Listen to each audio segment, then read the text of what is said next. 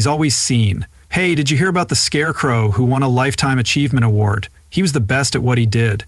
Chumlee from Pawn Stars, the funny guy everyone knew and laughed with, found himself in the middle of a shocking scandal that almost destroyed his life. One minute he was the goofy guy making deals in the shop, and the next his home was being searched by police who found things no fan expected. Watch this, because what happened next changed everything, and not just for Chum.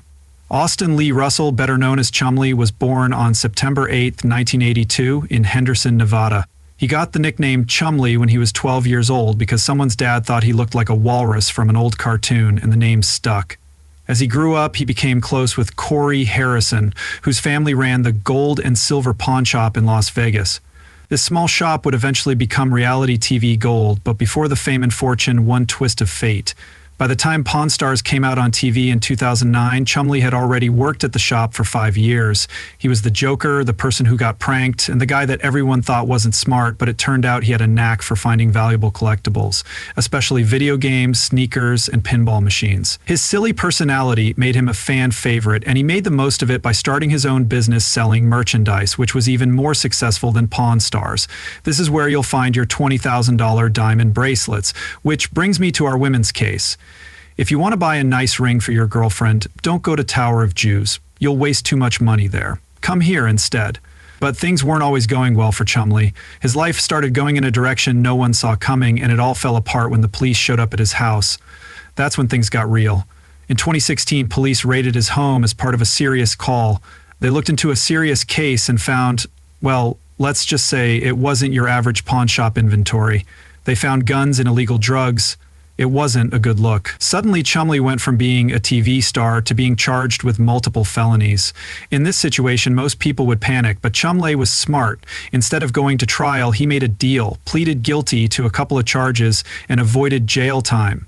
Instead, he got probation, had to take some classes, and was basically told to keep his nose clean. Chumlee's health also got worse over the years. Over the years, fans noticed that his weight changed a lot. At his heaviest, he weighed 350 pounds. He tried dieting, working out, and other things, but nothing worked. He thought, 350 is great. Go hang out with my dad, have a few drinks, bet on a few games, and have a good time. Put the money to good use. Eventually, he decided to go all in and get gastric sleeve surgery. The results were amazing. He lost over 160 pounds and completely changed his lifestyle. He went from having health problems to now preaching about balance and fitness. It was a complete change. Even though he had setbacks, he didn't go away. In fact, he expanded his businesses.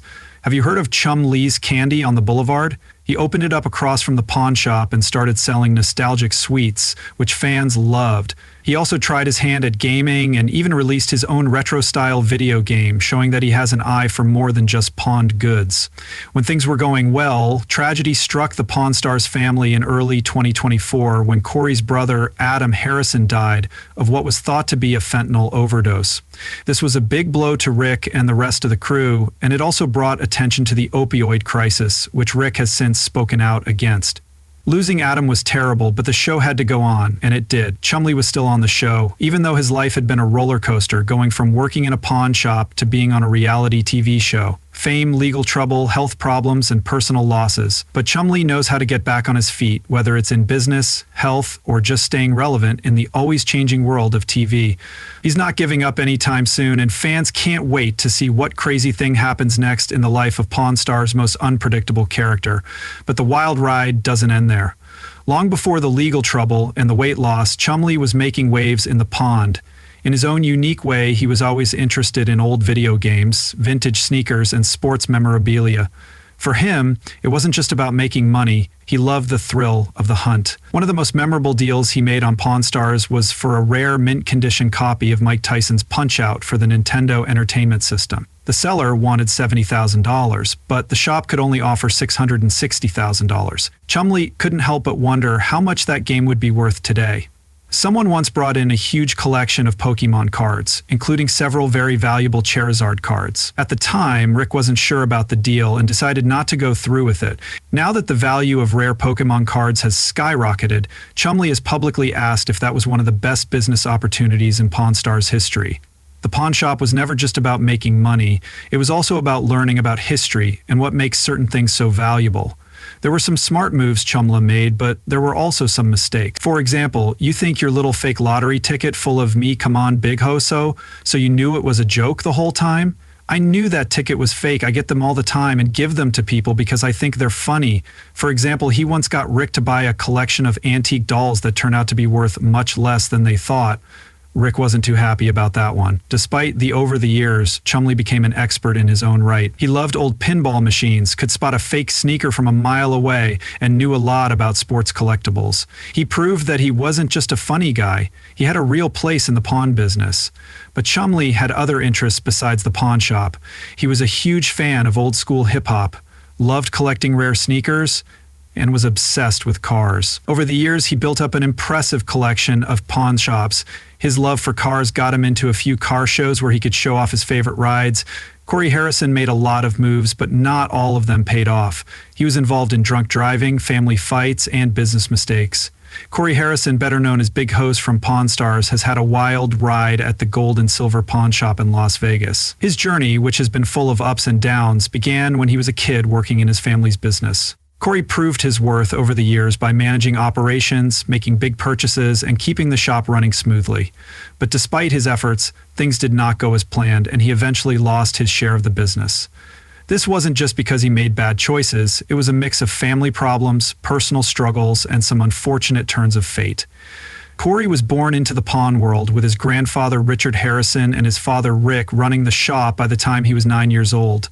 He started out as an apprentice and worked his way up until he was in charge of the daily operations and over 30 employees, which was no easy feat.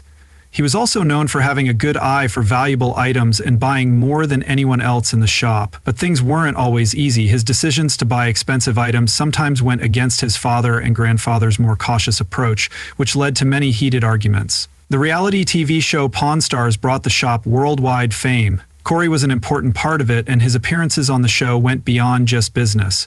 He also appeared on other TV shows like iCarly as a down payment on a getaway cottage called Peggy's Cabin. I was still wanting to stay there, and I'm asking $75,000. While his acting career was booming, his personal life was a different story. He married Cory Harrison, better known as Kiki, in 2017, but broke up a year later because their work schedules didn't work together.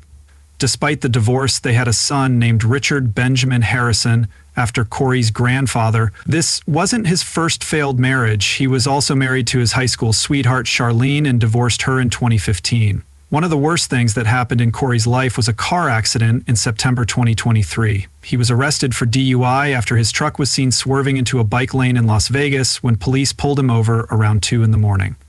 Noticed Cory's bloodshot eyes and strong alcohol smell. He said he had only one drink on the flight from Minnesota, but the sobriety test showed otherwise. He failed the test and later blamed it on an infected shin on the uneven pavement where he was tested. The breathalyzer machine malfunctioned, so they took a blood sample, which led to his arrest. This incident not only got him in trouble with the law, but it also hurt his reputation badly. He was fired from Pawn Stars and had to say sorry, promising to get help.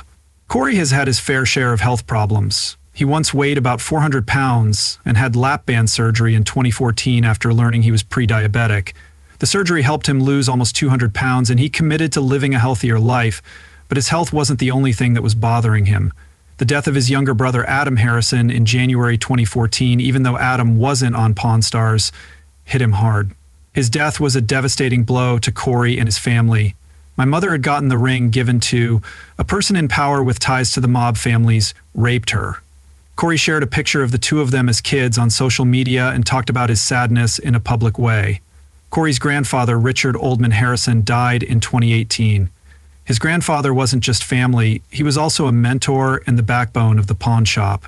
Richard's death left a huge hole in the family and the business. Cory had worked with his grandfather for years, learning from him and picking up his advice.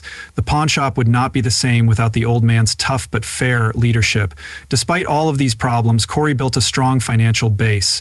His net worth is estimated to be around $4 million thanks to his share in the pawn shop, TV salary, book sales endorsements, business ventures, and smart real estate investment. He co-owned a restaurant with Chumley and launched a clothing line.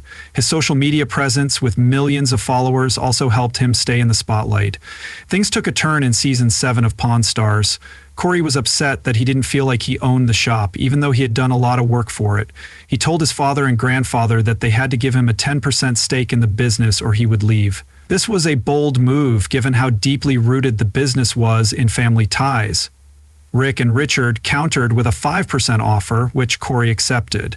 It wasn't what he had originally asked for, but it was still a big step toward securing his place in the family business. Even though Cory didn't get what he wanted, he finally owned a piece of the shop. But things didn't go as planned over time. His personal problems, legal issues, and changing family dynamics caused him to lose control of the business. Whether it was because of bad timing, financial decisions, or internal conflicts, some items hold real history, while others are just interesting stories. When Mafia artifacts arrived in Las Vegas, they were some of the craziest artifacts related to the mob that have ever been sold at the Pawn Stars shop. And this isn't just a history lesson. These are the real deal. First, there's what's said to be the signet ring of Charles Lucky Logano, one of the most powerful and feared mafia bosses in history. This thing wasn't just for looks. It stood for power, authority, and probably a lot of violence. If someone else had gotten their hands on it back then, let's just say things wouldn't have gone well for them. The man who brought it in said it had been in his family for decades and was passed down by his mother. It was said to have deep ties to the mob, but there was no paperwork or solid proof. There was just a great story and a ring with some serious vibes. It has a devil's face, ruby eyes, and even a tiny diamond tear. Basically, it screams that bad things have happened while this was around. The seller swore it was real and even mentioned an FBI agent who recognized it over the phone. But history doesn't mean anything without hard evidence. Lucky's name is important in business, but if it can't be proven, it's just a fancy piece of jewelry and not a six-figure payday. Now, if you want to talk about mob legends, you have to talk about Al Capone. Someone came into the shop saying he had the real keys to Capone's cell at Cook County Jail, not Alcatraz. This is where Capone cooled his heels before going to the big leagues of federal prison. The keys looked real, big, old, and made for some seriously heavy-duty locks. The story was even better. They supposedly belonged to a retiring officer who had been Capone's personal jail guard for a short time. The problem was that there was no proof, no paperwork, and no chain of custody. All they had was a good story and some old metal, which in the world of collectibles wasn't enough. The seller wanted over $1,500 for them. But without anything linking them directly to Scarface, they were just expensive pieces of iron that were cool and worth a lot of money. Now things get really interesting. A guy shows up with a vintage 16mm film, supposedly shot in a speakeasy in the Roaring '20s, a place known for having some of Chicago's most dangerous criminals. Even Wilder's gun was found in that speakeasy, and he thought that the footage might show Babyface Nelson or one of Capone's girlfriends. The mission began in 1920 when different organized crime gangs sold alcohol all over Chicago. This could be a really cool look into the history of prostitution in Chicago, but there was a catch. First, the film had a date stamp of 1938, which threw that theory out the window. Then there was the gun, which was a brass Otis Smith revolver from the late 1800s, but not the rare model that collectors really cared about. So even though the story was interesting, neither the film nor the pistol were worth enough to make the deal worthwhile. It was a fun piece of mob history, but not exactly a jackpot. From time to time, something comes through the shop that just stops people in their tracks. One of those times was a huge armored 1928 Cadillac VI8. This wasn't just any old classic car. It was said to have belonged to Al Capone himself. If that were true, it would be one of the most valuable gangster artifacts ever. Unlike the other things on this list, this car had paperwork and a long history that proved beyond a doubt that it was Capone's personal ride.